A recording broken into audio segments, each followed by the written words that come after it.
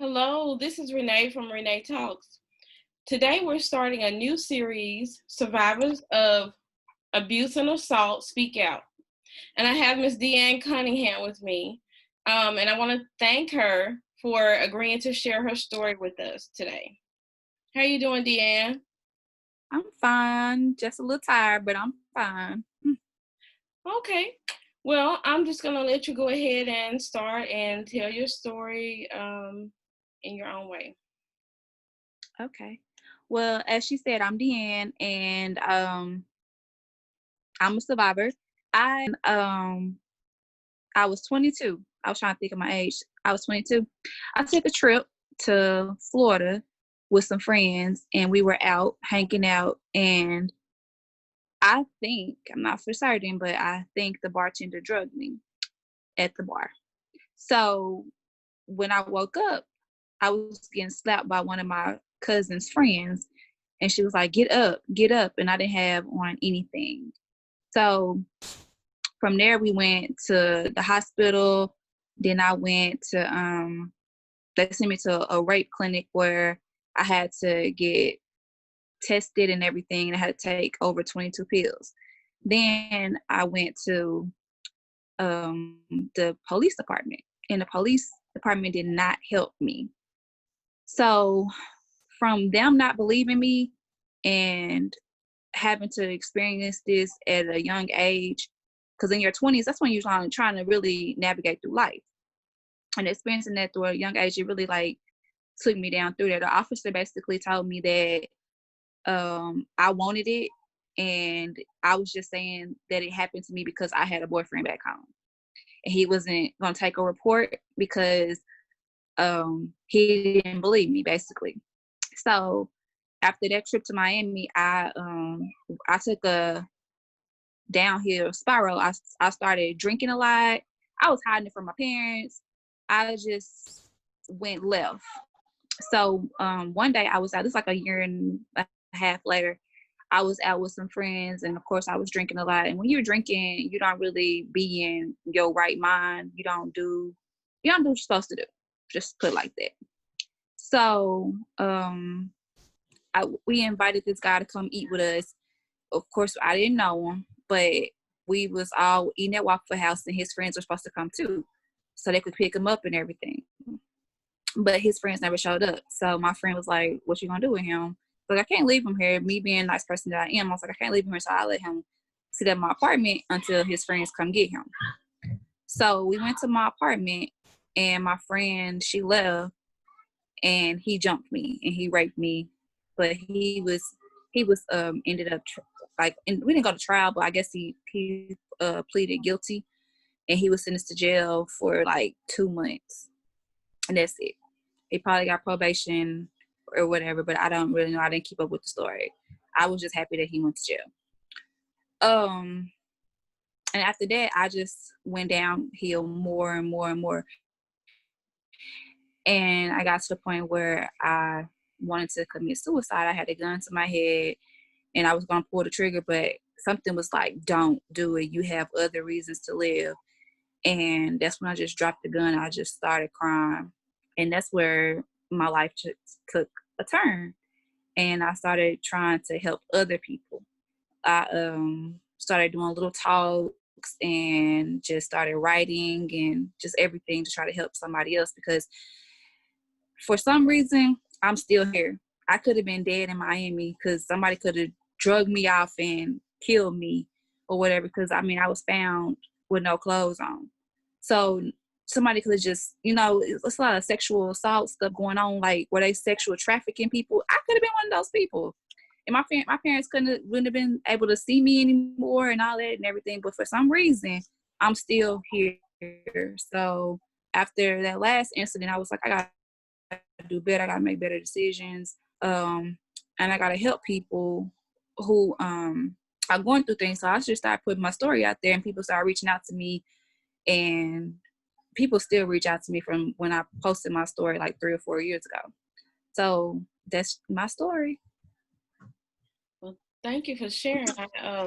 I know that I read about your story on Facebook. Um, and I was wanting you to come and share your experiences about what happened. And I think it's sad that the policeman didn't believe you and was, accusing you of being dishonest, because I know it takes a lot of courage just to report an It assault. does. It does. It really does. It takes a lot to even be able to say it happened. And for somebody to shoot you down like that, you make you not want to say anything at all. Make you not want to trust people, trust the law enforcement to help you. And when they're supposed to be there to help you, they're not supposed to be there to judge you. And that's exactly what he was doing. He was judging me and telling me, like, basically, he just told me he wasn't gonna help me. And if that's the case, he shouldn't have been in the job that he was in, because he could have pushed me to the point where I just went totally left and killed myself right there. He don't know. But that was just really hard. I think a lot of times they probably think that the person won't tell and that they're going to get away with it. And maybe even it may not have been his first time doing it and he had gotten away with it. Right. And so I had like a similar experience, but it did not get to the actual assault. There was like an attempt. But even though it wasn't followed through on, I decided to go ahead and report it because I was like, well, what if they tried this with somebody else? Or what if they're going to try this with somebody else? But I think that that there should be more awareness as to, I think that the police officers need to be more trained in how to deal with victims, because, just as you said, it could have pushed you into a depression or worse, having to Right. go through that, because it takes so much to just speak up. And then when you do speak up and people don't believe it, it just makes it worse. Right. It does. And so I'm glad that you survived, and I'm like you. I believe that the Lord has a greater purpose for you and a greater destiny for you, and that you'll be able to help many other people that would be in that same situation. What kind of advice would you give to someone that has been through that and maybe they don't want to say anything and they don't want to report it? I would just say go with your gut. If you feel like you can't report it or you don't want to report it, you want to keep it to yourself, at least find somebody that you can talk to, because you can't keep it in bottled up, because it's only gonna make things worse. I figured that out the hard way. So like, even though I told somebody, we told like the officers or whatever, I try to keep everything else to myself. And without talking to somebody, it don't even have to be your friend, you can go talk to like a counselor or a therapist or something. Just talk to somebody that can help you. Right. And I saw another one of your posts, and you were saying something about when you're in a relationship, the other person needs to be mindful that you're an assault victim, and that there are certain things that, they should not do. And did you want to speak a little about that?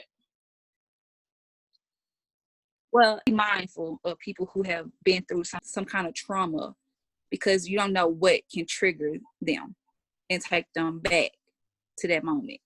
So just be mindful of other people and what they have been through. Okay, well, was there anything else you wanted to say? Um, People that, like, if there's anybody on here that has been through anything and you have gotten through it as far as sexual assault, I do have